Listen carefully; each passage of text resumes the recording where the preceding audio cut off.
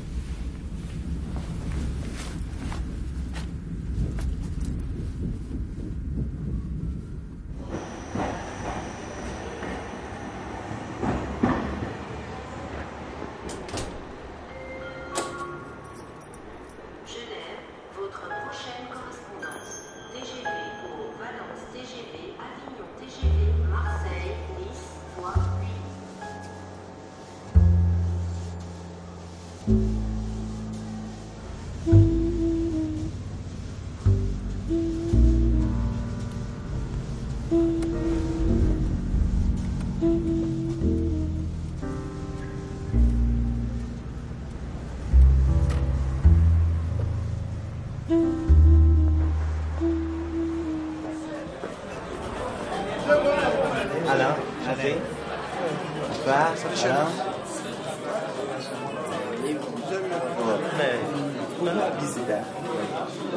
Il y a des moments moins agréables que d'autres, mais... Hé, comment tu vas? Ça va. La forme? Ça va, toi? Bien, Il y a à peu près 3 ans, dans ma vie de flic, j'ai eu une idée, c'est de travailler avec les étrangers, avec les associations étrangères, avec les bistrots étrangers, avec tout ce qui est étranger. Après, j'ai présenté ce projet à mon commandant. Ça n'a pas été facile non plus, mais j'ai obtenu gain de cause, on m'a permis de travailler là-dessus. J'ai commencé à travailler avec des associations étrangères. J'ai utilisé une association qui s'appelle Mondial Contact pour pas qu'on puisse dire que les gens travaillent avec la police. Et le projet que j'avais était pas de travailler sur des enquêtes pénales pour mettre des gens au trou, c'était pour améliorer la vie des gens. Après, on a commencé à travailler sur des cas concrets. Et le Diva Jardin, pour moi, c'est un cas concret.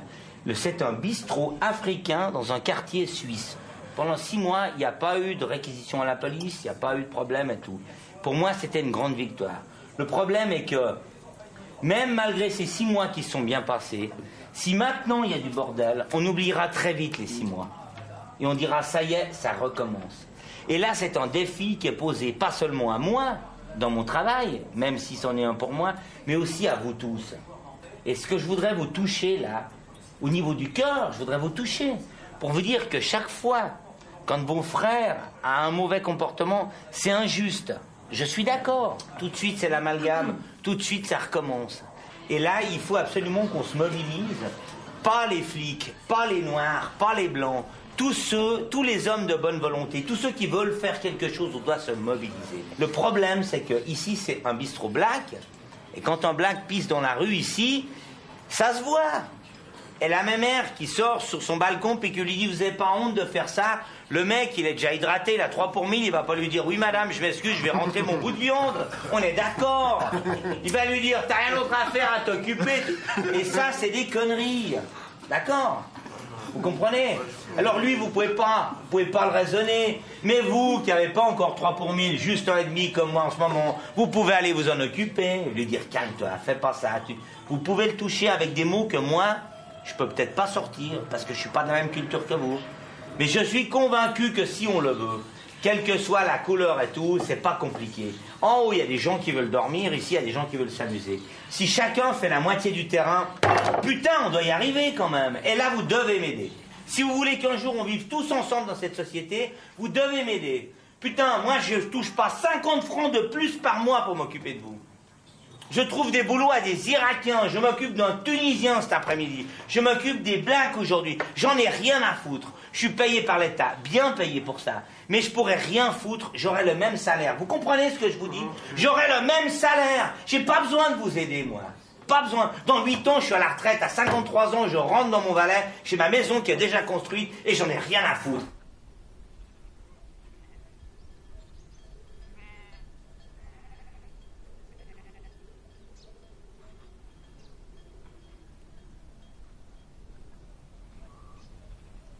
Quand Alain est rentré dans le bureau la première fois, avec son petit bout de papier, et puis toute sa volonté, son projet, sa vision des choses, c'était surréaliste, je veux dire. Pour moi, c'était un moment extrêmement fort parce qu'il m'a interpellée. Ah oui, il y a des flics qui réfléchissent et des flics qui pensent. 26 mai 1999. Lors d'un débat public sur la violence chez les jeunes, je rencontre Sarah Kalfala, qui a fondé il y a 10 ans l'association Mondial Contact. À la fin du débat, je lui parle de mon désir d'instaurer un dialogue et de créer des ponts entre les communautés étrangères et la police, tout en augmentant le savoir des policiers dans le domaine de la relation interculturelle. Celle-ci est enthousiaste. Je rédige alors l'ébauche de mon projet de travail avec les communautés étrangères et le propose à mon commandant. Octobre 1999, je me rends pour la première fois à un Mondial Contact avec l'ébauche de mon projet approuvé et signé par le commandant. Avec Sarah Kalfala, nous commençons alors à travailler sur le projet. Alain est une personne qui a un parcours assez particulier. D'abord qui est flic, c'est pas peu dire. Ensuite qui était d'un parti d'extrême droite. Là, c'est vraiment encore dire beaucoup de choses. En face de lui, une femme d'origine franco-maghrébine, avec tout ce que j'ai pu expliquer par ailleurs, les douleurs identitaires, des combats à sa façon, un regard sur le français qui n'a pas toujours été sur l'occidental, alors que je le suis à moitié, qui n'était pas toujours très harmonieux. Bref, cette rencontre a été quand même assez forte. Donc, du temps pour se connaître, du temps pour se faire confiance. Ça a été la première des choses. Yves Delachaux, que j'avais rencontré bien avant Alain, qui lui aussi se posait beaucoup de questions, énormément de questions, lui en tant que flic aussi, mais plus discrètement, plus individuellement, nous a rejoints. Donc on a formé un trio. Et ce trio, sur la base de ce petit papier approuvé, signé, une page A4, il a fallu commencer à en extraire l'essentiel. Sarah, mais d'autres personnes. Il y en a plusieurs qui travaillent maintenant avec nous, qui reconnaissent que pendant facilement 1 à 2 années, se sont dit, mais on n'y croit pas à ces 2 flics-là qui viennent nous approcher, c'est pour avoir des renseignements. Là. Il y a un truc, on va se faire avoir, là, on va se faire avoir. Là-dessus, on l'a géré dès le départ aussi. On s'était bien dit avec Alain, tiens, on a découvert ceci, parce qu'on était très naïfs au début. On s'est dit, on va sonner ding-dong à une porte, et puis, bonjour, c'est nous les policiers, on travaille avec vous. Nous, on y croyait, et je pense que c'est ce côté naïf, mais authentique, qui nous a laissé aussi des portes d'ouverture intéressantes. Moi, je me suis dit, super, on fait un truc, je vais aller chercher, j'ai même déjà pris des contacts, je vais prendre des Africains, des Arabes, des machins, des trucs, on va les mettre, je vais les amener dans les locaux de la police, je vais les amener, je vais leur expliquer, je vais les convaincre, ils seront convaincus parce que je prendrai des gars bien, et puis après on va travailler comme ça va être super. Et puis quand il y aura des problèmes, crac, je leur dirai, alors écoute, il faut que tu ailles là-bas parce que t'es martien, puis il y a un martien qui fait vraiment le con dans l'immeuble, j'aimerais que tu ailles t'en occuper, le gars va s'en occuper, et moi, dodo, pouf, 10 sur 10. Puis alors vraiment, c'était pas ça, quoi. Un des premiers contacts avec Sarah, elle m'a dit, mais tu peux pas. Bon, moi, je dis, pouf, tu peux pas faire ça, tu peux pas les amener dans le locaux de la police, parce qu'ils vont se discréditer auprès de leurs frères, parce que ça va être des collabos, parce que tu vas les foutre dans une position insupportable et tout. Puis bon, là, j'ai appris. Une fois qu'elle me l'a dit, je l'ai compris, mais moi, au départ, je ne voyais pas comme ça. Quand Alain est venu, c'était un signal, il faut qu'on se rapproche. Et il y a même un truc qui était super, c'est qu'au début, il était en face, moi j'étais là, il y avait une distance. Et cette distance, j'y tenais. Et il le sentait. Et un jour, il avait un bout de papier qu'il voulait me faire lire. Et il m'a dit, est-ce que j'ose venir à côté de toi ? Et j'ai dit, bon, ok. Et ensuite, il s'est mis à côté de moi, et là, on était 2 à lire le même texte, donc à avoir la même direction. Mais je maintiens quand même qu'il a fallu 1 an pour que j'aie confiance en lui. Je pense que le fait que j'ai un uniforme, elle le voit même plus. C'est plus un arrêt. Alors qu'au début, oui. Maintenant, l'uniforme est tombé, c'est quand même un habit de travail, même si je représente plus qu'une salopette, en tout cas pour moi, hein, heureusement, Dieu merci. Mais il n'y a plus que je sois en civil ou en uniforme, c'est Alain. Je vais me promener en ville avec un uniformé. Ça a été le premier travail que j'ai dû faire sur moi. De me retrouver dans un fourgon de la gendarmerie genevoise, ça a été une expérience peut-être totalement banale, mais alors il s'est passé 3 tonnes de choses en moi que j'ai aussi livré à Alain et Yves, et ça a été aussi un point de discussion très constructif pour eux, je pense. Donc très brièvement, on se rendait à Chandelon pour faire un travail avec les gardiens et surveillants de prison. D'abord, je vais derrière, parce que j'ai pas envie qu'on me voie devant, à côté d'un flic, dans un fourgon de gendarmerie genevoise. Mais quand tu es derrière, il y a des petits grillages, et puis les gens sont curieux, les gens ils regardent, ils tentent de voir à travers le grillage. Et qu'est-ce qui s'est passé dans ma tête? Oh, ils vont voir une femme d'origine arabe, ils vont se dire « Oh, encore une arabe qui a été embarquée par des policiers. » On s'arrête, et je demande à Yves, je vais devant. Et de nouveau, les gens qui regardent, parce que l'uniforme attire le regard, et puis ils voient quoi? Une femme d'origine maghrébine. Qu'est-ce qu'elle fait à côté de ce flic? Et très vite, comme beaucoup de personnes ressources d'origine étrangère avec lesquelles nous travaillons aujourd'hui, je me suis dit, bon sang, ils vont me prendre pour une collabo. Maintenant, au niveau de mon équipe, il y a eu aussi des discussions. Et au niveau des gens avec qui on travaille, des personnes d'origine étrangère, mais même des personnes suisses, mais qu'est-ce que vous allez faire avec les flics? Mais qu'est-ce qui vous prend? Alors plus j'avançais, plus j'ai pris conscience de certaines choses. Par exemple, j'ai pris conscience de ce qui était de mon ressort, de ce qui était de ma douleur vis-à-vis de la collaboration avec des flics, mais j'ai aussi pris conscience qu'il y avait une bonne dose de stéréotypes dans mon esprit, qu'il y avait une bonne dose de pensée unique. Ça ne se fait pas de bosser avec des flics. Parce que tu as une culture ambiante qui dit on ne bosse pas avec les flics. Et donc, grâce à Alain, non seulement j'ai fait un travail sur moi, mais je crois que lui a fait le même travail sur lui-même. Car j'ai encore entendu la semaine dernière ce à quoi il doit être confronté. C'est un vendu. Qu'est-ce qu'il va faire? Bosser avec des Africains, pour pas dire autre chose. Ou des étrangers, pour pas dire encore autre chose. Je voudrais marquer mon passage, faire quelque chose de bien. Et là, j'ai trouvé un créneau où je peux faire quelque chose de bien.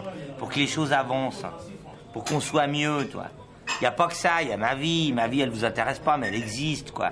Ma mère vit avec un noir. Au début, ça m'a pas plu. Et ma mère, elle était plus heureuse avec un noir qu'elle l'a été avec mon propre père. Ça a été un truc difficile à vivre pour moi. Je l'ai accepté, je l'ai compris. Ça a mis du temps aussi. Ça m'a aidé à réfléchir. Pourquoi avec mon propre père qui est de mon sang, elle était malheureuse, avec ce mec qui est black, qui vient à l'autre bout de la terre, elle est heureuse? Pourquoi? C'est comme ça, c'est tout. Je m'en fous à la limite.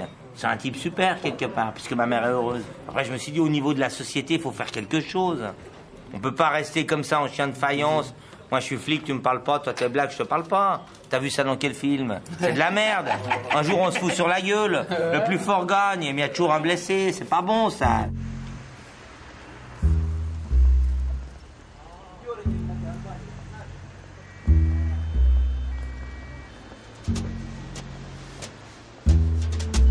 Dans les années 80, on a eu les premiers arrivages de réfugiés qui n'étaient pas des gens de l'Est, mais des Africains de couleur. Et là, on était quand même nombreux à avoir très peur. Parce que nos rues se coloraient, il y avait ces gens qui arrivaient, ils n'étaient pas du tout adaptés, ils posaient des gros problèmes. Et c'est vrai qu'on ne se sentait plus chez nous.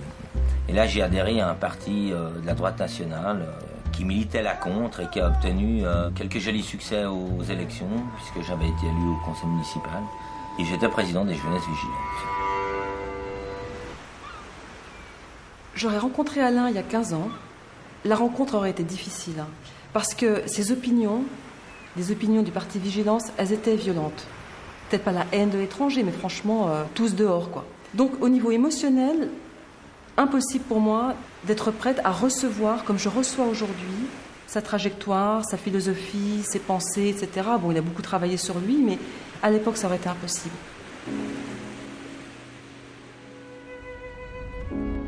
Je renie pas le jeune homme que j'étais avant, parce que c'était super aussi, quoi.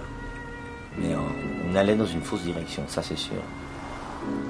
De toute façon, Quand on prône l'exclusion, la haine, voire même la violence, on ne peut pas être dans le juste.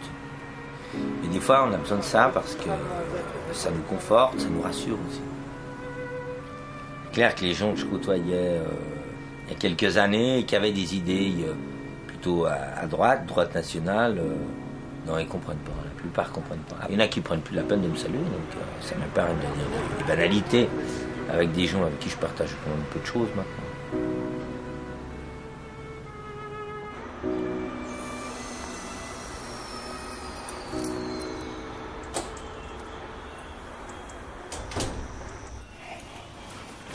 Par rapport à ma famille, j'étais peut-être un peu contestataire quand même, mais pas dans le sens où on l'entend généralement. Sur les 4 hommes de la famille, je suis le seul qui a fait l'armée jusqu'au bout et je suis le seul qui n'a pas fait de prison. Au sortir d'adolescence, j'avais l'intime conviction que je ne serais jamais comme mon père ou mes 2 frères. Je ne serais jamais comme ça. Je ne ferais jamais comme eux. Quand mon père était en prison, c'était dur. C'était dur parce qu'on recevait des lettres, puis enfin, l'ambiance n'était pas très... C'était un peu morose. Hein. Tous les gosses passent par ce stade où ils s'aperçoivent que père n'est pas un Superman. C'est un type très ordinaire. Mais quand c'est un bon type très ordinaire, la transition se fait facilement. Mais alors si tu t'aperçois qu'il n'y a rien d'admirable, c'est dur. Hein. Tu regardes ça derrière puis tu te dis, mais je suis issu de ça, c'est quoi ce bordel? Qu'est-ce que je foutais là-dedans, moi? Je voulais rentrer dans la police à l'âge de 20 ans. C'est clair que dans ma famille, ça... Quand j'ai dit que je voulais devenir flic, c'était pas... Il n'en a pas sorti le champagne, hein. Ma mère, tu vois. Mon père, qu'est-ce que tu vas aller foutre chez les bourrins? Mon frère, ça m'étonne pas, t'as toujours été un con. Enfin, c'était vraiment très chaleureux, quoi. Et puis après, j'y suis rentré quand même. En définitive, après, mon père, il s'en foutait. De toute façon, ils s'en sont foutus. Il a fait ça, j'aurais été truand, ça aurait été la même chose.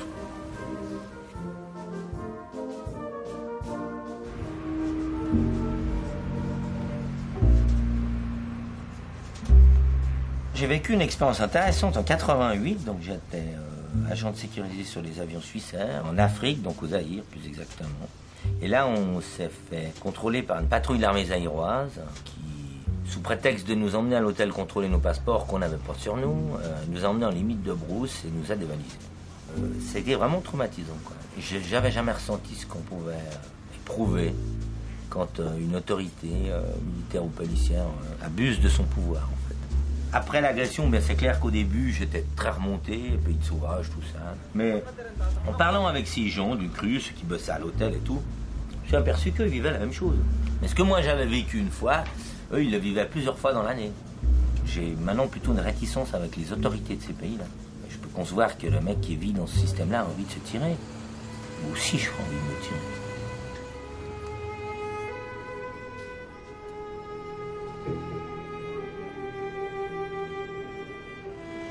Dans un pays où régnait l'arbitraire et le règlement des comptes, très vite je me suis mis en porte-à-faux avec les services de sécurité, avec les militaires qui à un moment donné en ont voulu à ma vie.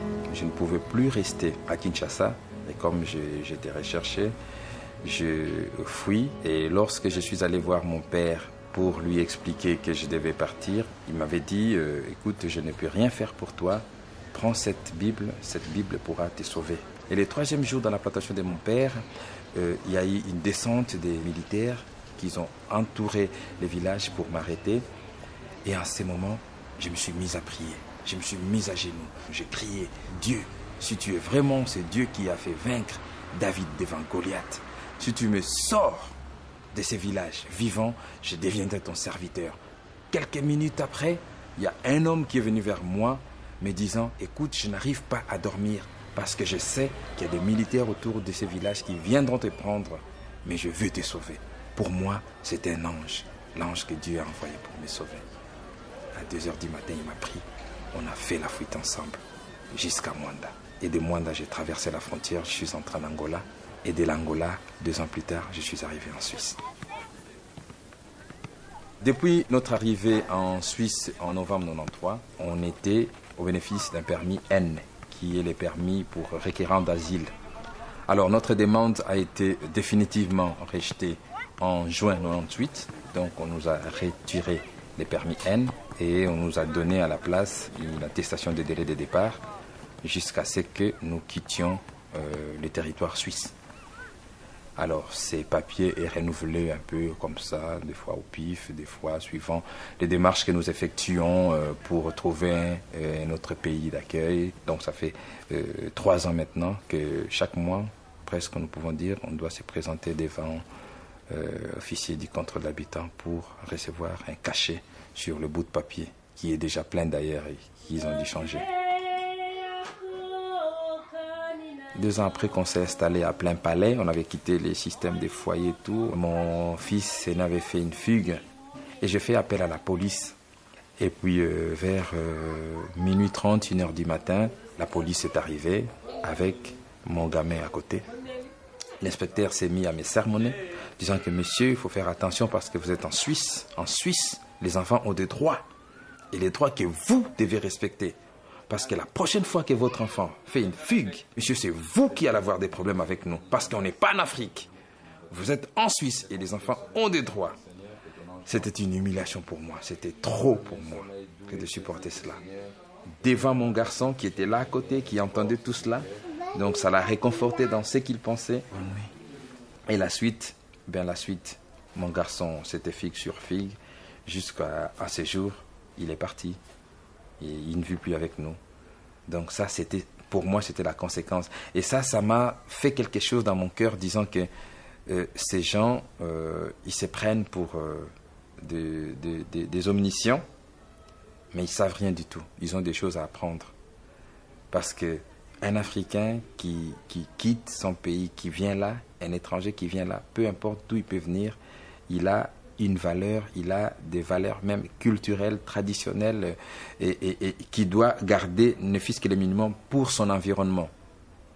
Et lorsque l'opportunité m'a été donnée de travailler avec les policiers dans tout ce qui touche la médiation, c'était dans tout ce qu'il y avait comme hésitation parce que bon, c'était quand même des policiers avec qui il fallait travailler, je n'avais pas confiance parce que dans ma conscience, je sais ce que ça représentait la police, mais tout ce qui pouvait me motiver pour travailler avec eux, c'est que je me disais, ils ont quelque chose à apprendre.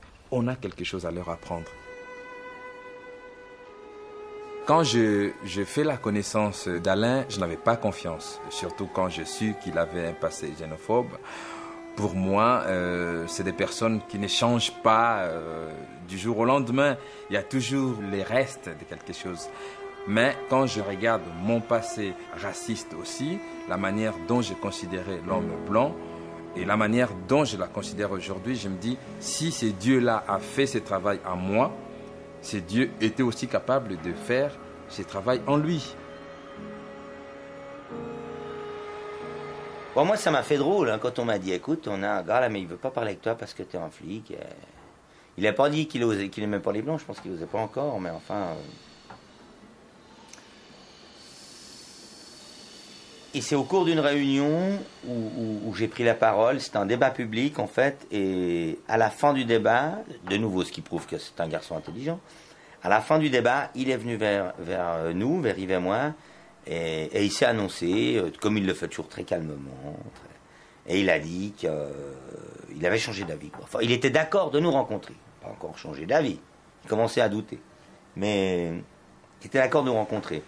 Après on a eu une rencontre, alors là on sentait la méfiance. Et on n'était pas en uniforme. Alors on sentait vraiment c'était épais. C'est vrai que c'était très ambigu pour moi au début. Alors ça m'a pris du temps. On a eu une réunion, et puis 2 réunions, et puis 3 réunions. Ça me permettait non seulement de parler un peu de toutes ces choses, mais moi ça me permettait aussi de les étudier, de voir qui était caché derrière, de savoir s'il fallait y aller ou pas, de savoir un peu à quoi il jouait, parce que pour moi, c'est toujours resté dans ma tête qu'un blanc ne demande jamais rien pour rien. J'ai voulu un peu le mettre à l'épreuve. J'ai voulu le mettre à l'épreuve en lui demandant des petits services par ici, par là. Tu sais, Alain, il y a une telle personne qu'on ne voit plus au sein de la communauté. Est-ce que tu peux savoir où il se trouve, on a eu écho qui se trouverait dans tel endroit. Et hop, il me donnait l'information que j'ai rapportée au niveau de la communauté. Et ça rassurait ma position au niveau de la communauté parce que c'était un service rendu. Un autre test, je me suis fait inviter à son chalet en Valais. Moi avec mes enfants, lui avec ses enfants, ensemble, on a mangé et tout, juste pour voir un peu son entourage aussi, qui il fréquentait, s'il continuait de fréquenter tous ces mondes xénophobes et tout. Ça, c'était des petites choses qui, pour moi, qui voulaient dire beaucoup.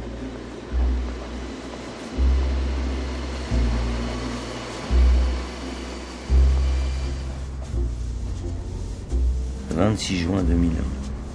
Affaire Café Africain d'Yva Jardin Suite. Rencontre lors d'un pot offert par le gérant avec les locataires des immeubles signataires de la pétition concernant les nuisances du café. Présent, le médiateur ethnique Titi Nkota et moi-même.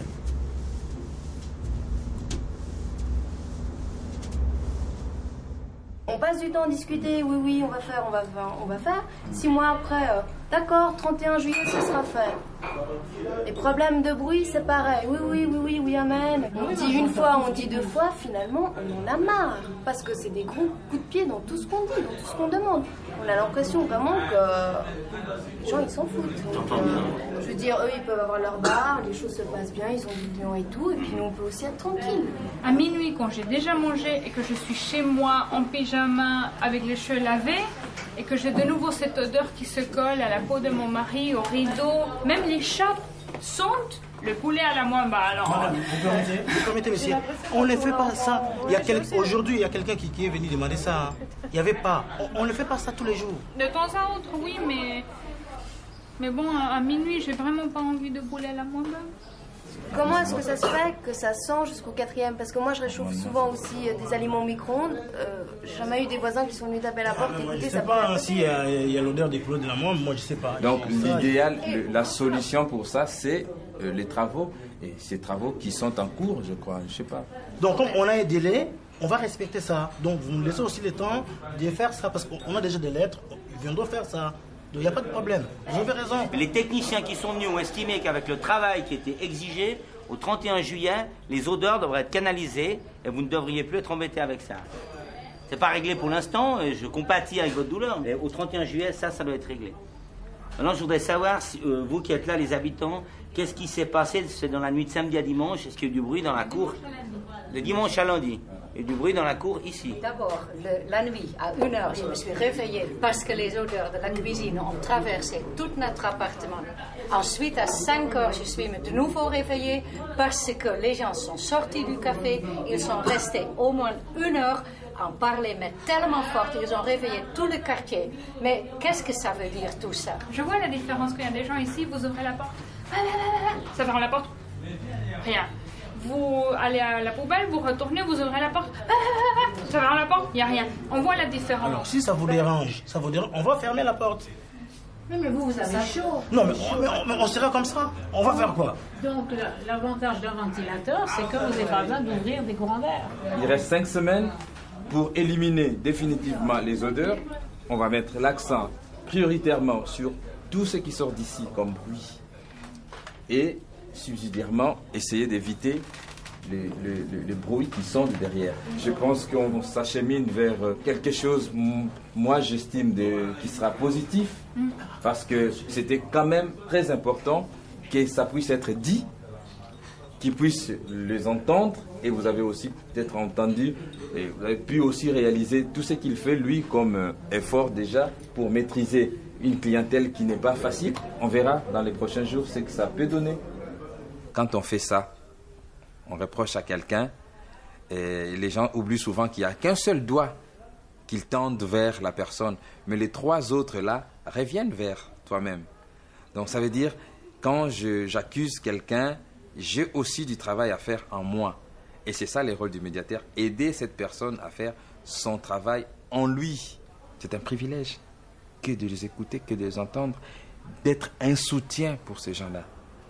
Et ça, étant chrétien, je pense que je suis appelé à ça. Parce que je suis appelé à être l'imitateur de Christ. Et Christ, qu'est-ce qu'il a fait sur la croix? Il a pris nos péchés. Il est devenu notre intercesseur, celui qui intercède pour nous auprès du Père, notre avocat auprès de Dieu.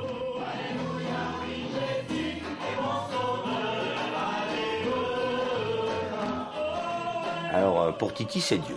Il me dit, c'est Dieu qui t'a choisi pour faire un travail. Alors bon, c'est une explication comme une autre. Moi, je veux bien. Si c'est Dieu, autant qu'il m'aide un petit peu. Mais ben, moi, je suis pas croyant. Alors évidemment, c'est un peu difficile. Hein. Mais pourquoi pas, quoi. Je crois fermement que Dieu a un destin pour chaque homme sur cette terre.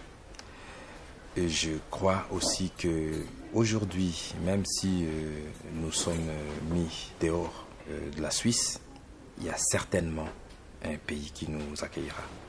Aujourd'hui, nos yeux sont tournés vers le Canada, mais si demain le Canada disait non, je suis convaincu qu'il y a quelque part une terre que Dieu a réservée pour moi et ma famille.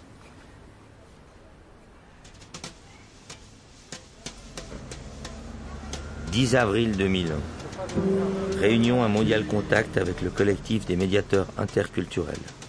Yves Delachaux, Sarah Kalfala et moi-même exposons notre projet aux médiateurs présents.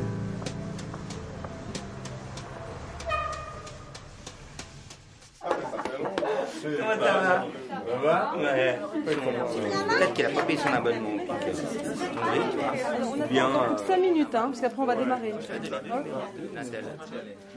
Alors, la relation, le partenariat avec la gendarmerie genevoise, Alain et Yves sont venus nous voir avec un projet à prime abord assez simple, à savoir, nous en tant que gendarmes, quel type de collaboration nous pouvons développer pour améliorer notre travail sur le terrain, notamment quand ce travail concerne une forte proportion de la population qui est d'origine étrangère. À partir de leurs initiatives, c'est développer un vrai partenariat qui fonctionne sur 3 points. Le premier, c'est la médiation. Le deuxième point du partenariat, c'est la formation. Nous accompagnons Yves dans sa fonction de formateur au sein du centre de formation de la police. Et le troisième point, la concertation. Nous nous réunissons régulièrement pour discuter de situations, pour savoir comment réagir, quel type d'intervention est le plus adéquat par rapport aux situations qui sont proposées. Nous ne collaborons pas avec les services de la police, pour qu'on soit bien clair. Nous ne donnons pas d'informations. Nous sommes là pour faire en sorte que là où la répression n'apporte absolument plus de réponse, nous sommes là pour réfléchir ensemble sur ce en quoi la médiation peut débloquer des situations que eux, Yvetiers, sont amenés à vivre sur le terrain. Les médiateurs avec qui j'ai parlé m'ont raconté parfois, par bribes, jamais d'un coup comme ça totalement, mais ça vient au fur et à mesure que la confiance augmente. Ils en viennent à te raconter un peu leur vie, ce qu'ils ont vécu avant d'arriver là. Il y a des gars qui sont très lourds, très très lourds. Ça va depuis l'intellectuel qui a des diplômes dans son pays qui sont pas reconnus ici. Alors il doit les faire valider, c'est pas forcément facile. Alors, c'est clair, ils se sont pas reconnus.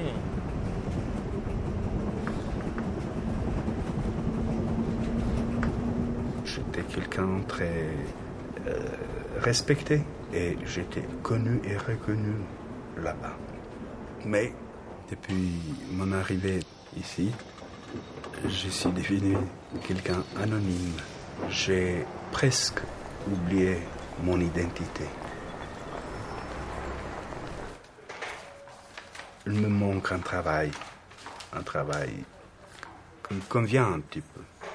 Un travail où je pourrais exprimer mes qualités, mes compétences, mes savoir-faire. Ce que je travaille maintenant, c'est 6 millions. Ça fait mal. J'ai reçu des milliers de réponses négatives. Je passe beaucoup de temps en réfléchissant pourquoi est-ce que mon apparence me fait ça. Je me trouve la plupart du temps de ce 10 ans au chômage. L'année 91, j'étais obligé de quitter mon pays parce que, avec mes amis, on a organisé un parti politique pour s'opposer à la politique nationaliste serbe. Le 12 août, l'année 90, c'était la première fois qu'on organisait un meeting dans notre ville. Le lendemain, j'étais attaqué dans la presse serbe. J'ai subi des menaces. Beaucoup de membres de ma famille étaient emprisonnés et torturés.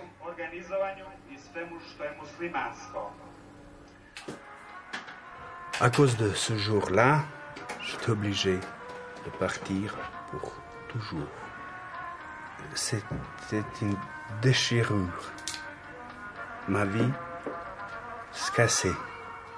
Je me trouvais dans une situation bien protégée, dans un pays qui m'a donné la protection, mais aussi j'ai perdu tout ce que j'étais avant.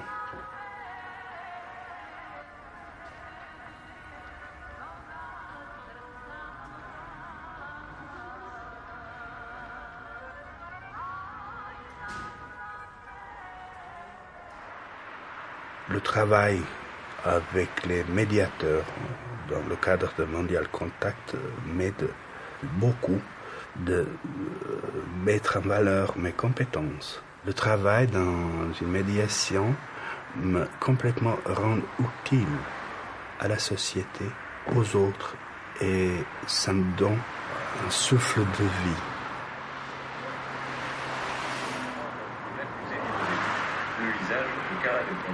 Le chef d'État qui a dominé toute la scène des Balkans pendant 10 ans est confiné ce soir dans une cellule de 3 mètres sur 5. Slobodan Milosevic a droit à l'ordinaire des prisonniers, une machine à café et une carte téléphonique à 50 francs. Mais d'abord le récit des dernières heures avec Cathy Sommer. Un hélicoptère arrive tout feu éteint et c'est la fin du parcours pour l'ancien président. Slobodan Milosevic arrive menotté dans cette prison de haute sécurité dédiée au tribunal pénal international pour l'ex-Yougoslavie. Selon des sources proches de la police serbe, Milosevic, averti à 18h de son départ imminent pour La Haye, aurait répondu « déjà », puis se serait laissé emmener sans résistance. «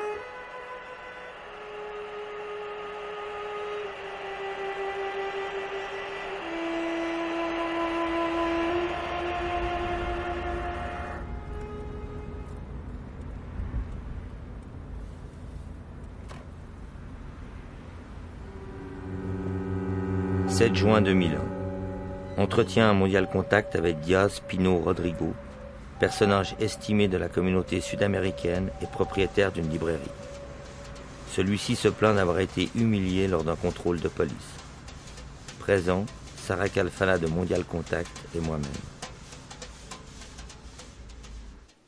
Et ce jour-là, c'est le 29 mai, j'étais à l'aéroport accueillir un écrivain mexicain qui venait présenter un livre.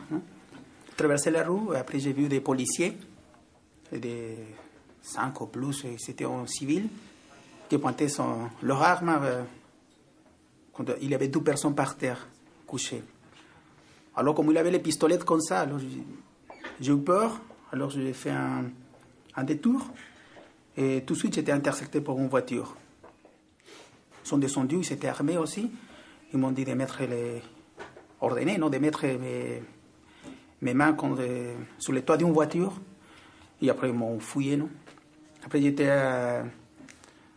ils m'ont fait un interrogatoire. Ils m'ont ridiculisé à chaque question. Où tu travailles, les documents, quand j'ai sorti mes documents, ils l'ont regardé comme ça, comme si c'était faux. Pourquoi tu as l'argent? Ils te tutoyaient? Oui. Et après... Ah, qu'est-ce que tu fais ici? Pourquoi tu viens à l'aéroport? Puis je vais recevoir un écrivain. Ah oui, d'où vient l'écrivain? Ah oui, écrivain. Comme ça, non? Donc, ridiculisé, non? Après, ils vont te dire, désolé, on s'est trompé, partez. Puis tout à coup, tu es bouleversé comme ça. Tu restes comme ça, tu dis, il a une rage. Tu dis, merde, qu'est-ce qui s'est passé? Pourquoi, non? Tu restes fâché avec toi-même parce que tu dis pourquoi j'ai pas réagi d'une autre façon, pourquoi moi, non? Ouais. Tu restes comme ça. Tu dis, bon, ce que je fais, je restais comme ça. Puis je dis, bon, au travail. Continuer, je fais tout ça que je devais faire. Quand je suis arrivé à la maison, le soir, je commençais à écrire une lettre aux journaux. Parce que je me suis dit, non, il faut que je sorte aussi cette expérience, non? Écoute, je t'appelle pour cette histoire. T'as vu dans le journal ce qui s'est passé là C'était le 30 mai là, à 10h45 à l'aéroport. Écoute, l'affaire elle est pas tellement compliquée. Vous avez eu une arrestation un petit peu difficile apparemment puisque les collègues avaient sorti leurs armes près de l'aéroport là. Bon ben vous avez serré un gars, puis lui il descendait du bus et puis il a vu des gars avec des flingues à la main. Et puis comme il vient du Pérou, tu penses bien que dès qu'il voit un flingue il perd 1 kilo, il a eu peur et puis il a voulu se tirer. Puis le fait que les collègues l'interceptaient, c'est tout à fait correct, tu vois. Pour ça, là, j'ai rien à dire. Surtout que j'étais pas sur place, je précise. Mais par contre, où il se plaint, le gars, c'est qu'il dit qu'après, qu'il travaille dans une librairie, puis qu'il a eu des remarques, un étranger qui travaille, il avait son salaire sur lui, c'est quoi ce pognon? C'est mon salaire. Ah bon, parce que tu l'as volé, enfin des trucs comme ça, tu vois. Et puis le mec, après, on lui dit désolé, on lui rend ses papiers, puis bon, il n'a pas avalé la pilule, toi. Bon, ben, il a mis une lettre ouverte dans 2 principaux quotidiens, là, et puis il s'est senti humilié, quoi. Et moi, je pense qu'avec une petite médiation, si on pouvait réunir les collègues qui sont intervenus et le gars, l'affaire s'arrêterait là. Je pense que ça serait une bonne chose. Hein. Quand vous vous adressez à nous, c'est l'État qui nous parle. Tu comprends? Donc, quand ça se passe mal, c'est un sentiment qui est immense, quoi. C'est-à-dire... c'est donc l'État qui me refuse. C'est donc l'État qui doute de ma légitimité. C'est donc l'État qui est raciste, etc., etc. Donc ça va très loin. Tu vois, quand c'est un responsable d'une petite PME qui traite mal les personnes d'origine africaine... Ben, c'est juste un con. C'est un con et c'est un mec qui a une petite PME. Donc le territoire sur lequel ça se passe, il est très circonscrit. Vous, c'est l'État. L'impact, il est super dans les deux sens. C'est-à-dire, il est super important dans les deux sens. Quand ça se passe bien... c'est un signal fort, valorisateur. Et quand ça se passe mal, c'est le signal inverse. Mais lui, il me dit qu'il n'y a pas eu d'écart de langage, rien du tout. Est-ce que c'est pas... Alors, je pose la question, est-ce que c'est pas plus une impression de la part de la personne qui a été interpellée parce que s'il n'y a pas de fait concret, même s'ils n'ont pas été souriants ou hyper sympas, s'il n'y a pas eu de colibet, s'il n'y a pas eu de toi... Quand quelqu'un vient se plaindre d'une interpellation qui s'est mal faite, qu'est-ce qui se passe en moi? Je ne vais pas me refaire. Je le ressens dans mes tripes, puisque je l'ai vécu, je l'ai entendu. Je le ressens dans mes tripes. Donc je comprends, je suis en empathie totale avec la personne qui vient exposer la situation. Et qu'est-ce qui se passe chez Alain? Réflexe identique. Il est en empathie profonde avec son collègue, parce que quelque part, lui, il comprend aussi des choses qu'il a vécues de l'intérieur. Alors là, ce sont des moments extrêmement forts entre nous deux. Parce qu'il faut qu'on dépasse ce sentiment d'abord réflexe. On a un sentiment réflexe, c'est quelque chose qui vient, c'est instinctif, on ressent la même chose. Il faut qu'on dépasse le sentiment de loyauté. Oui, mais comme je l'ai vécu, que je le comprends, si je commence à prendre un peu de distance, il va croire que je me désolidarise de lui ou d'elle. J'essaie d'être le plus objectif possible. Voilà. Mais personne n'est parfait. Je pense que même un juge qui rend un jugement, ce qu'il a vécu dans sa vie va forcément influencer d'une manière ou d'une autre. Hein. Mais je ne cherche pas non plus à défendre systématiquement mes collègues si... Par contre, je le dirais peut-être pas, ouais. Je veux dire, je suis pas là non plus pour critiquer mes collègues. Ça, c'est hors de question. On t'entendra pas dans ma bouche, je dirais pas un black, voilà, ils auraient pas dû, ils ont eu tort. Non, ça, c'est des termes que j'essaye d'éviter, toi, parce que c'est pas bon, quoi. Puis il faut pas cracher dans la soupe, j'entends.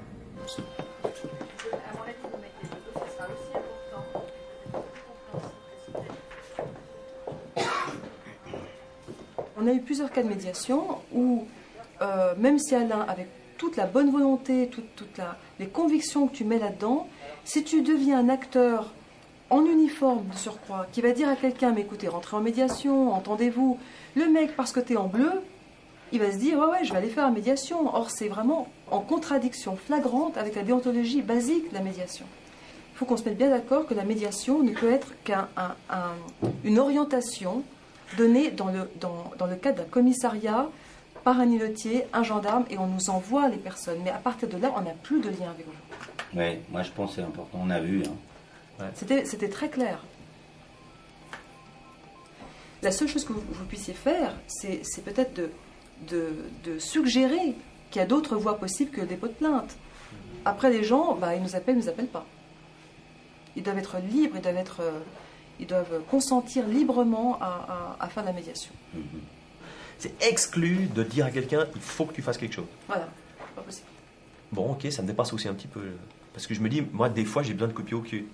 Parce que peut-être par orgueil, le type va dire, non, mais moi, je fais pas. Tandis que si quelqu'un, un élément, par exemple police, dit, non, mais attends, t'as pas le choix, parce que c'est où il y a une plainte sur toi, où tu fais une médiation, le type peut-être au début vient forcer, alors qu'après il découvre que finalement j'étais un con.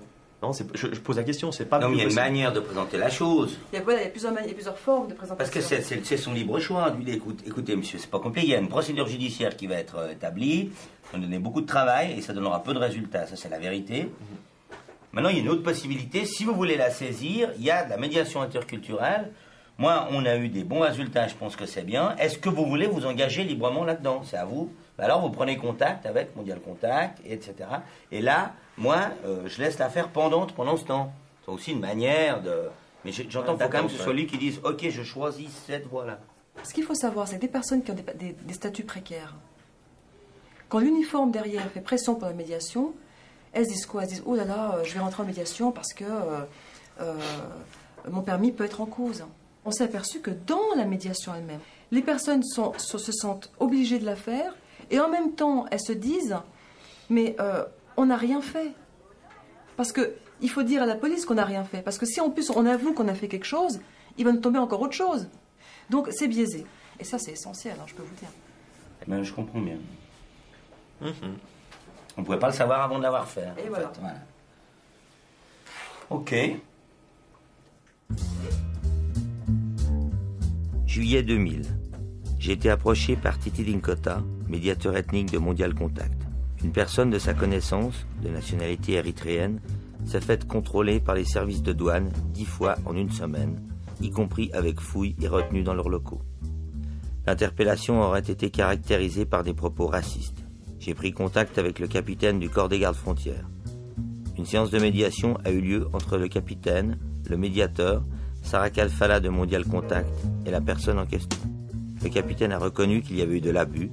Il a présenté ses excuses à cette femme et a fait une note au service concerné pour que cela ne se reproduise plus. 16 août 2000. J'ai été activé par le patron d'un café. Celui-ci avait prêté une somme de 10 000 francs à un ressortissant burkinabé, lequel voulait ouvrir un garage. Non seulement le garage ne s'est pas ouvert, mais le burkinabé n'a pas rendu l'argent et faisait tout pour éviter le patron. Ce dernier avait décidé de déposer plainte. Je me suis entretenu avec le burkinabé, il m'a fait des promesses et ne les a pas tenues. J'ai alors contacté l'ancien des burkinabés. Celui-ci a chapitré son cadet et le soir même, le patron du café recevait un acompte de 3 000 francs et un plan de remboursement était convenu. 22 novembre 2000. J'ai été activé par Mondial Contact pour un grave problème de voisinage à la rue des Bains. Un inconnu aurait lâché son chien de combat sur un enfant africain de 2 ans. En outre, il aurait menacé le père avec une arme de poing. Une fois le danger du chien écarté, une médiation entre l'homme au chien et la famille africaine a été proposée. J'ai transmis le dossier à Mondial Contact. Affaire à suivre. Salut mon adjudant, c'est Dodo à l'appareil. Ouais, super, extra, ouais, enfin ça va quoi. Dis donc, je voulais te dire là, notre nouveau gars, on l'a toujours pas. Alors, avant les vacances, on promet, 1er juillet, un chef, un homme supplémentaire. Moi, je sors du tournus pour faire le travail d'îletier à la gare et le travail d'îletier ethnique. Et puis maintenant, on est bientôt en septembre et puis il n'y a toujours rien du tout. Puis moi, j'arrive pas, c'est pas possible. Alors à un moment donné, il faut savoir, ou bien on veut travailler en ouverture avec les associations étrangères et puis faire quelque chose, mais il faut quand même un minimum de moyens, mais on peut pas tout faire et puis tout mal faire en plus. Non mais je suis content qu'on me comprenne, mais ça suffit pas. Je veux pas seulement qu'on me comprenne, je voudrais qu'on me comprenne et qu'on nous donne les moyens. Mais sans ça, j'arrête. C'est pas compliqué. J'arrête plutôt que de mal faire ou bien que ça me pose trop de problèmes à côté. Ça veut dire que pour l'entreprise, c'est pas important. Alors, si c'est pas important, puis que je peux admettre, moi, je suis là pour obéir. Hein. Le service normal est plus important. Je me retranche plus que sur le service normal. Je m'occupe de mes commerçants à la gare, puis c'est fini. Hein. Non, je pense que ça serait pas bien vu, effectivement. Ok. D'accord. Bon, je te laisse. Hein. Tu me tiens au jus, hein. Allez. Tchuss. Ils savent pas ce que je fais, ils ne comprennent pas. Quand je viens ici et que pendant 3 heures de temps avec Yves, on parle à des futurs médiateurs ou qu'on leur explique ce que c'est l'institution de la police, pour eux, pour la plupart de mes collègues, ce que je fais, c'est zéro. C'est zéro. C'est comme quand je leur dis, mais je peux pas continuer comme ça. Mes horaires, ça vient... Regardez ce que j'ai le soir. Ouais, mais c'est quoi, là? Ouais. Ah, tu vas là? Ouais. Maison du quartier des Paquis. Pourquoi? Mais il n'y a pas un îlotier au Paquis? Oui, mais c'est moi qui ai traité le dossier dès le début. Et j'ai un feeling avec ces gamins. On peut pas les laisser comme ça. Ou alors, il fallait rien faire du tout dès le départ, tu vois. Les associations étrangères, une fois qu'ils ont nos tronches dans le viseur, tu peux pas, c'est pas interchangeable. Mais je sais pertinemment qu'au-dessus de nous, ils trouvent que les groupes ethniques, travailler avec les groupes ethniques, c'est bien, mais il faudrait que ça prenne pas trop de temps. Ça reste quand même, malgré tout, au départ, c'était pas un alibi, mais c'était dans l'air du temps, ça passe très bien. Tu vas chez le chef du département, il dit « Je suis content, c'est bien, continuez votre boulot ». Alors là, t'as un peu un chèque en blanc, mais t'as rien d'écrit, t'as rien d'officiel quand même. Alors on te laisse faire, puis tu vas un peu comme ça au combat, mais c'est pas... Il n'y a pas une stratégie en disant, bon, ben, si ça prend trop de temps, ils vont se gratter la tête en disant, merde, putain, on va reperdre une unité. Alors que je pense pas que c'est perdre une unité que d'aller vers des étrangers dans un canton où il y en a 50% d'étrangers. Ou alors on fait une police pour les Suisses, et puis on met tous les étrangers en prison, alors. Non, mais c'est vrai. Le fait de se poser des questions pose un certain nombre de problèmes dans une institution. Et ça, c'est un chemin qui est assez bien connu puis qui est délicat. Quand on travaille avec une masse de personnes avec des règlements très stricts, quand tu as une personne qui commence à mettre le doigt sur certains dysfonctionnements ou qui se dit on pourrait penser différemment, c'est sûr que là, t'en prends plein la gueule. Mais j'ai par exemple des anciens camarades de la brigade d'intervention qui étaient des potes, vraiment, qui en a fait des trucs super et qui m'en voulaient, quoi. Comprends pas, mais comment tu peux faire un truc pareil, mais t'es devenu complètement con, enfin, et des trucs durs, quoi. Même des chefs qui disent, ah ouais, t'auras du temps pour faire tes trucs, là, c'est quoi déjà? T'as déjà l'intérêt qu'il y porte, là. Et puis, d'un autre côté, quand il y a un problème, on veut une solution, tu vois. Donc on n'a rien fait pour favoriser le problème, très peu de choses pour le comprendre, en tout cas, pas grand-chose pour le promouvoir, mais alors, par contre, quand on a un problème, alors là, tout de suite, hop, ah ben voilà, ça c'est pour toi, tu vas y arriver, c'est pas possible autrement. Ça fait quoi, 2 ans que tu nous complaires avec ça, tu vas faire le coup de baguette magique. Parce que pour les collègues, c'est... Ah, il y a un gars qui s'occupe des étrangers, super, hop, tac, voilà le bébé, tu t'en occupes, je te remercie, tu prends un café, voilà, non, alors, salut, bonne journée. Ça va pas, parce qu'autrement, il faudrait qu'on crée une brigade complète, et c'est pas du tout envisageable. Dans la police, du moment que tu restes à des problèmes judiciaires... d'armes à feu, de football, de techniques de combat, enfin des choses qui sont vraiment très caricaturales, mais qui correspondent à l'image qu'on se fait de la police, là tu n'as aucun souci, tu peux en parler pendant des heures. Tandis que dès que tu commences à parler de problèmes humains par rapport à notre clientèle, peut-être d'aller voir pourquoi certaines personnes sont amenées à glisser, et puis de finir chez nous, notre clientèle tout simplement. Là, moi, je crois que tu touches quelque chose de très sensible. Et là, tu remets en cause tout le système, au niveau hiérarchique, au niveau des décideurs politiques, puis au niveau des collègues. Quand on a fait une journée d'information avec des îlotiers, on a senti chez certains d'entre eux le désir d'avoir, pense bête, un papier, un truc tout fait, tac, tac. Avec telle personne, on fait comme ça. Avec telle religion, telle nationalité, on fait comme ci. Et il n'y a pas. C'est quelque chose qui se travaille lentement au fil des situations. C'est un acquis pour l'être humain. Ça rentre en lui. Il y a quelques grandes lignes qu'il faut quand même savoir. Je sais pas, mais ça vient tout seul en travaillant dans ce milieu, tu vois. Les Asiatiques n'aiment pas particulièrement le contact. On ne prend pas un Asiatique dans ses bras. Je veux dire, le mec, il met une semaine à s'en remettre. Si on lui tend pas la main, c'est pas grave. On peut comme le faire, j'entends. En général, on prend des nouvelles de sa famille. Par exemple, chez un Chinois, c'est hyper important. Comment vont vos parents alors qu'il les a jamais vus? Tu vois?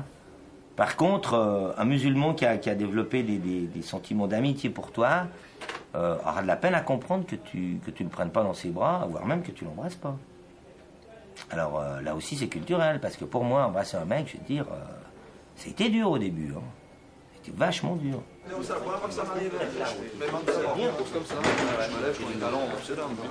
ça qui est arrivé presque. Non mais quand il saute en moto, je me suis dit, quartier. Il y a quelque chose que je comprends pas. C'est des gens, pour la plupart, qui viennent de pays défavorisés. Donc la police, c'est pas du tout la même police qu'ici. C'est beaucoup plus dur, beaucoup plus militaire. Quelque part, on a une police qui est quand même souple. Hein. On a une formation assez psychologique. Et ces gens, ils arrivent là, ils se font contrôler une fois dans les règles de l'art, et puis ils sont choqués. Pourquoi? Dans les règles de l'art, tu dis non, quand tout se passe bien, hein, c'est ça? Quand tout se passe bien, mais des fois tout se passe bien, et pour eux, ça se passe pas bien. Il y a un aspect psychique, psychologique qui leur convient pas. Alors que pendant les 20 ou 30 premières années de leur vie, c'était des coups de matraque. Est-ce que ça leur convenait mieux? C'est là, je comprends pas ça. Non, c'est pas ça que je veux dire, mais ils sont choqués. Alors qu'il n'y a pas eu de contact physique, il n'y a rien eu du tout. La majorité des personnes qui viennent nous voir, si elles ont eu affaire à la police, on ne parle pas de violence physique, on parle de ce qu'elles considèrent comme étant des violences d'ordre mental, moral. C'est de ça, surtout, c'est essentiellement, je dirais, la substance des communes, des témoignages qui viennent chez nous. Alors voilà, à partir de là, qu'est-ce qu'on fait? Quand tu disais avant un contrôle dans les règles de l'art, moi je dis, comment on va pas se cacher, il y a des contrôles qui sont faits, entre guillemets, dans le cadre légal, mais qui sont pas faits, à mon sens, dans les règles de l'art. Hein.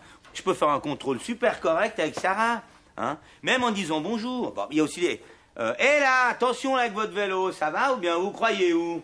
Déjà, ça commence comment, ça? Pas prêt. Des papiers? Passeport. Suisse? Ha! Même sans le faire aussi fort. Ah, vous êtes suisse? Quoi, qu'est-ce que vous avez dit? Non, j'ai rien dit. Non, j'ai rien dit, mais enfin, elle l'a senti, hein. Puis après, je vais dire encore, on aura tout vu. Vous avez dit? Non, j'ai rien dit. Donc, elle va pas partir contente. Alors, à la limite, je ferais mieux, bonjour, et ça, ne me dites pas que vous l'avez jamais vu. Je ferais mieux, bonjour madame, passeport, merci, suis, j'ai rien à dire. Ben, le vrai professionnel, c'est ça. Hein. Et ce que je me rendais pas compte, moi, c'est que des tout petites vexations peuvent donner des effets terriblement négatifs chez ce gars et par extension dans toute la communauté. Et moi, j'ai mis du temps à comprendre ça. J'ai mis du temps à comprendre, en naissant ici, dans cette ville encore, que quelqu'un puisse être marqué pendant des années. Je sais pas, il y a de la résonance là, donc on est à côté de la plaque éventuellement, je sais pas, où il y a des questions, des expériences vécues. Bon, alors Yves s'occupe, donc travaille avec moi sur le projet, je voudrais dire, depuis le début, et où il est vraiment extrêmement efficient, c'est dans le domaine de la formation. Pour les écoles gendarmerie, maintenant ça prend une ampleur terrible, école gendarmerie, Chandelon, police sécurité internationale, tout ça. Vu la formation que lui-même suit à l'université, des études pédagogiques, ben, ça tombe très bien là-dedans, et puis la boîte peut aussi récupérer une partie de l'investissement qu'elle a fait en envoyant notre ami Yves à l'Uni. La seule formation continue qu'on a dans la police, la seule, en tout cas celle qui est justement ancrée, c'est le tir. Et puis c'est les techniques et tactiques d'intervention. Alors c'est vrai que ça fait un peu gros bras quand on entend ça, mais je crois qu'il faut... c'est une réalité. Donc il faut justement à nous, policiers, de montrer une image différente.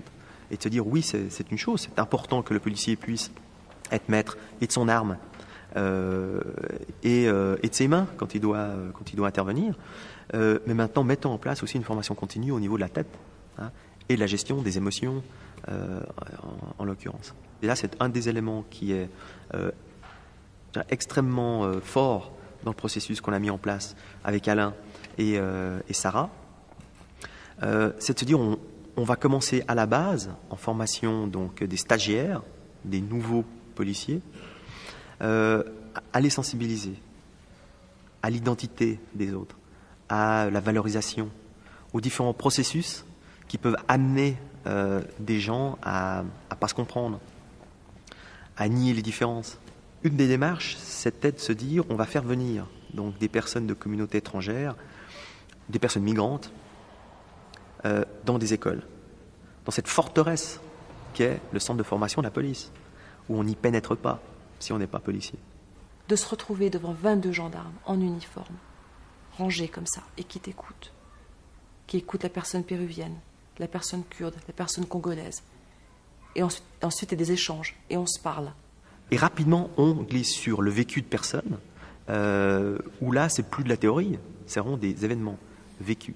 Des gens, hein, c'est arrivé plusieurs fois, des personnes qui ont été très, très émues devant les policiers, de voir reparler d'une situation qui a été pour tous vécue de façon très, très forte, bah ça fait ressortir plein de démons.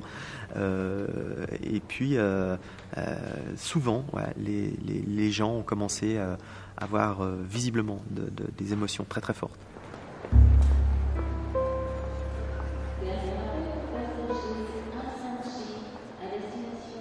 « 26 novembre 2001.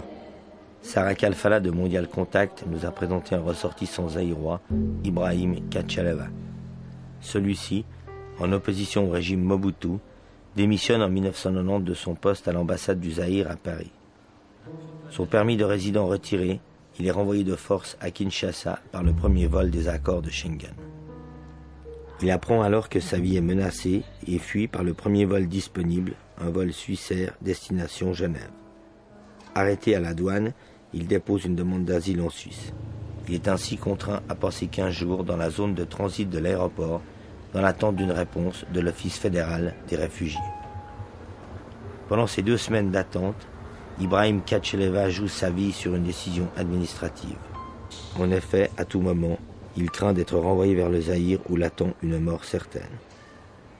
Dans le cadre des formations organisées par Yves Delachaux avec Mondial Contact, Ibrahim Kachaleva a accepté de venir témoigner devant des policiers de l'aéroport de Genève. Venir ici à l'aéroport à la rencontre de policiers qui y travaillent pour leur livrer mon témoignage de ce que j'ai vécu sur les 15 jours que j'ai passé à leur compagnie me paraîtra aussi une forme de thérapie. Je n'ai qu'un seul souci, c'est celui de livrer un message avec espoir que ceux qui ont la charge de ce type de tâches à l'aéroport puissent modifier leur regard, même si ils ne sont que des exécutants. Ce sera une très bonne chose pour moi de pouvoir discuter avec eux comme ça en face. Qu'à un moment donné, que je me dise finalement que c'est des gens comme moi. Je n'avais jamais connu la prison. Je n'avais jamais connu une forme de privation de liberté, dans le vrai sens du mot.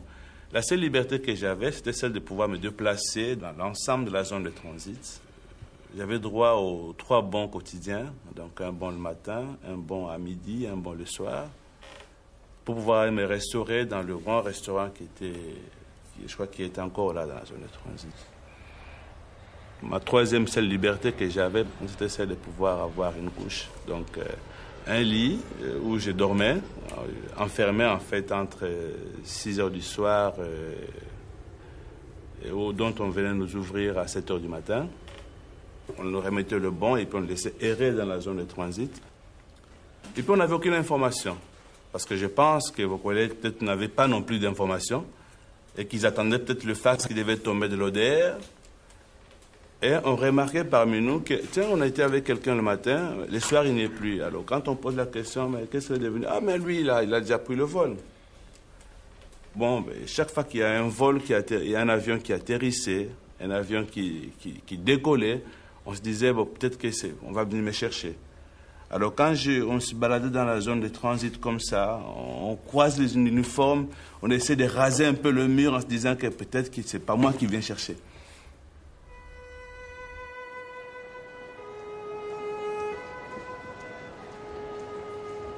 Les 15 jours resteront à jamais gravés dans ma vie. Ce sont les 15 jours qui m'ont terriblement marqué. Par les détails, par l'environnement, par les conditions dans lesquelles j'ai vécu en attendant. Soit d'être expulsé vers les menaces qui m'attendaient, ou d'avoir l'autorisation d'entrer sur le sol suisse.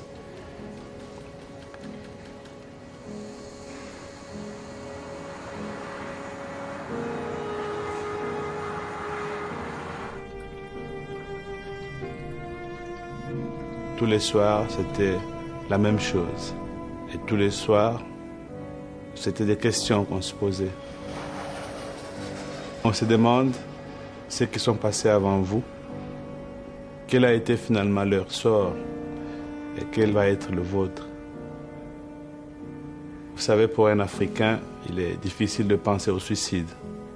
Mais dans cet assemblage de pensées-là, à ce moment-là, beaucoup d'entre nous ont pensé au suicide.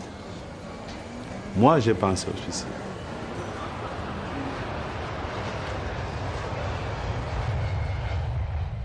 Plus tard, j'ai eu du mal à pouvoir arriver finalement, ne fût-ce qu'à s'approcher comme ça de l'aéroport, à voir les avions. J'ai vraiment eu du mal. Et ça, j'ai beaucoup remercié ma femme qui m'a beaucoup aidé parce que j'étais installé dans le centre l'État pour camp d'asile ici à Vernier et qui est pratiquement sur l'axe où passent les avions. Et finalement, ma femme a remarqué qu'à chaque fois, je sursautais, chaque fois que l'avion passait, je sursautais. Elle a décidé finalement de me prendre presque tous les dimanches, de m'amener à l'aéroport où on regardait les avions passer. Et ça a été une thérapie pour moi. Ça m'a aidé franchement à pouvoir surmonter ce que pendant 2 semaines qui m'est resté sur moi.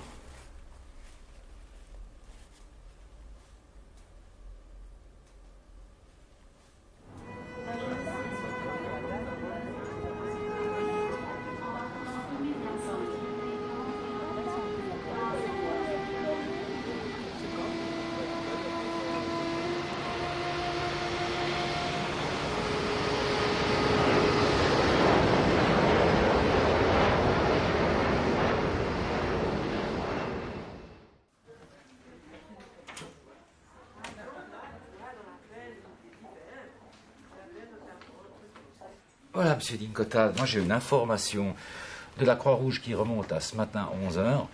Donc les Canadiens ont délivré le visa d'entrée. Hein.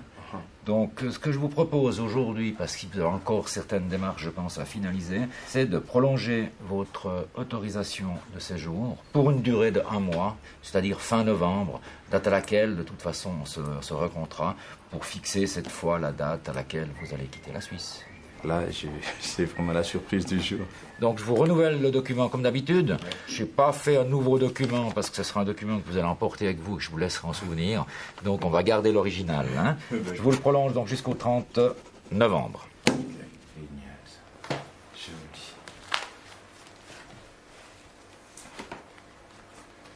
Vivre au Québec.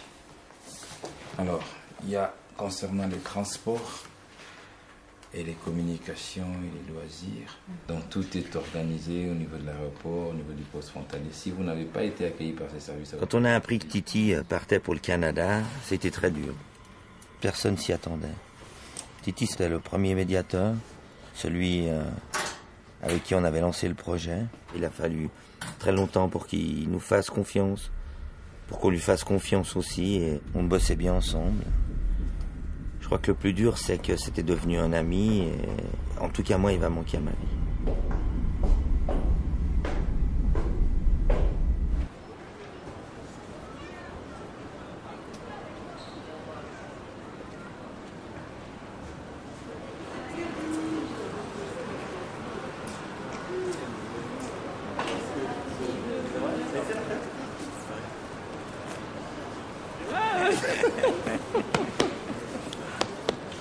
Ça va? Salut.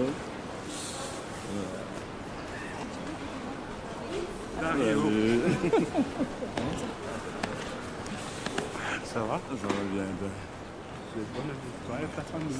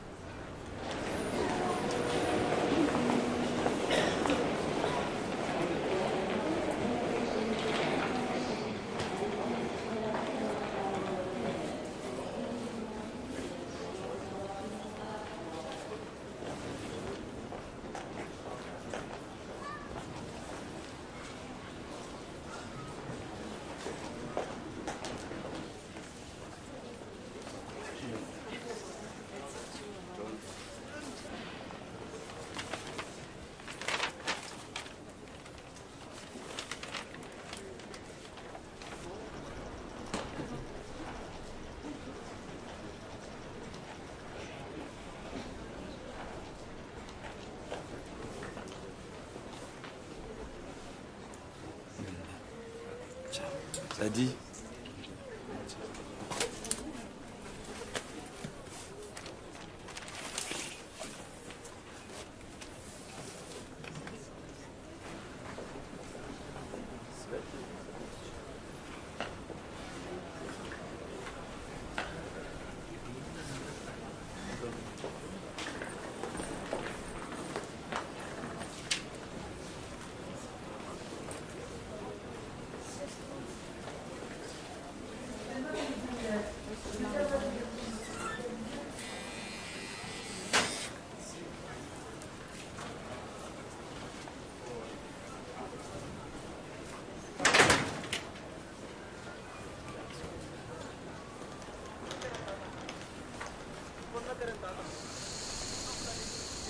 Gracias.